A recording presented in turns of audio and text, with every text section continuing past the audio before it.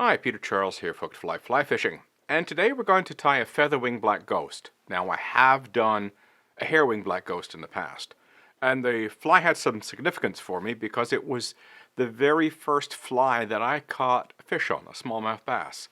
So I've always had a thing for the black ghost, so I thought, well, let's do the featherwing version. We've done the hairwing version, and so let's get in and look at the materials. I'm going to be using a size 4 streamer hook. It's a 3 extra heavy, 7 extra long. My thread is black Vivus in an 8/0. My rib is a small oval silver. My body is black floss. The tail and the throat is going to be yellow saddle hackle.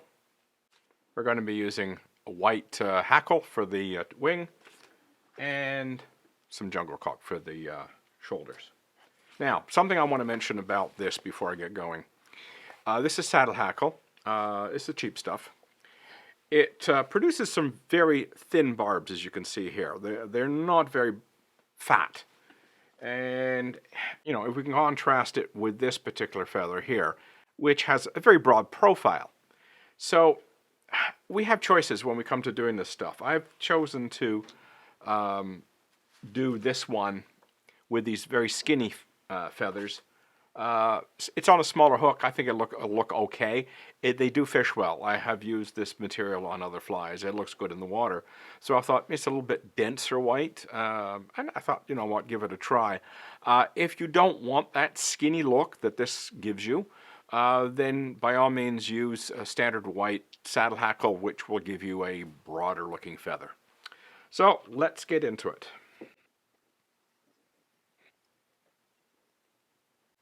Okay, just stop it in front of the hook point.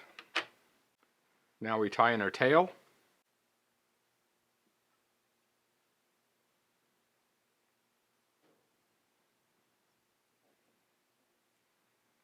Just a few firm wraps to hold it. Trim off the excess. Now for the rib.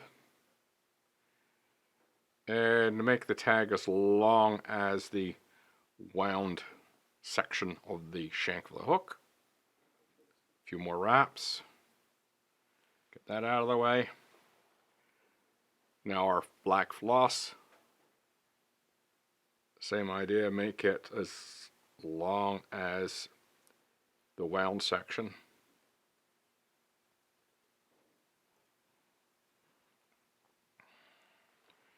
Now come forward and keep these materials on top.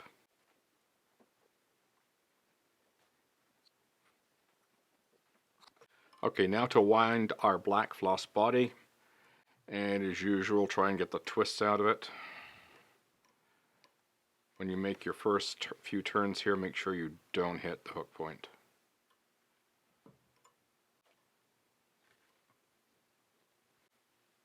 Now, floss is slippery, and when you get close to the end of your floss, you can easily slip out of your fingers. So I like to finish off with the hackle pliers providing some weight, and that way I don't run the risk of losing grip on my floss.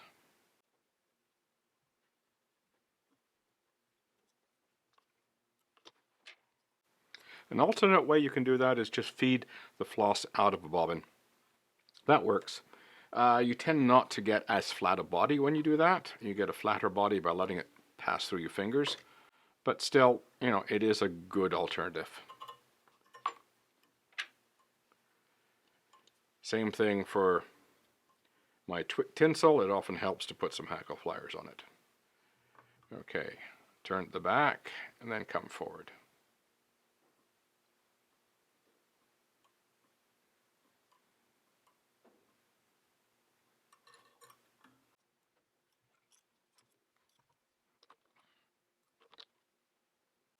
Okay, now to put on a yellow throat.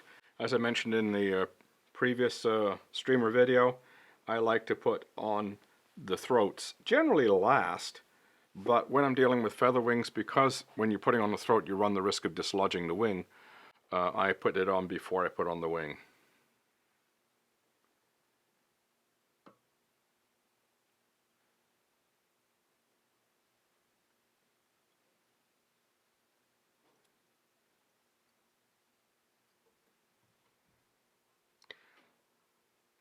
Now I've seen this fly done a couple of different ways. I've seen it done with a very short yellow throat.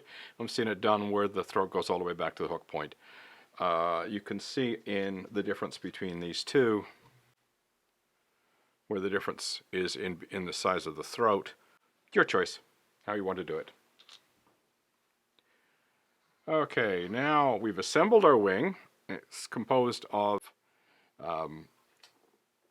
4 white hackle tips and 2 jungle cock glued together. When you do these, pull up. Put a loose wrap in, pull up.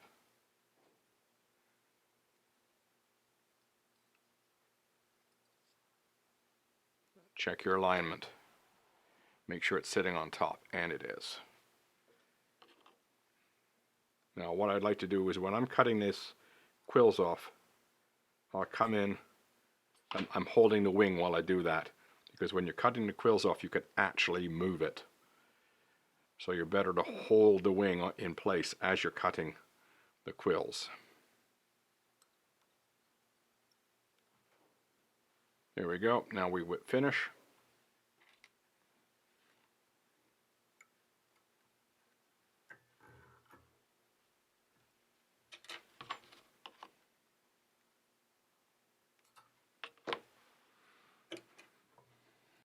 So you can see the difference you get in appearance between the large broad wing, short throat, no jungle cock in a larger hook.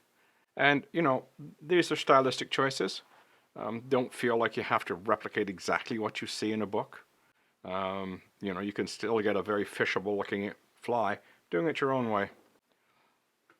I deliberately did it differently from my previous ones just so you can see how it looks when you do it differently. I mean, if you were, you know, setting out to tie things as traditionally as possible, that would be a different matter. I'm not. There we go, our featherwing black ghost.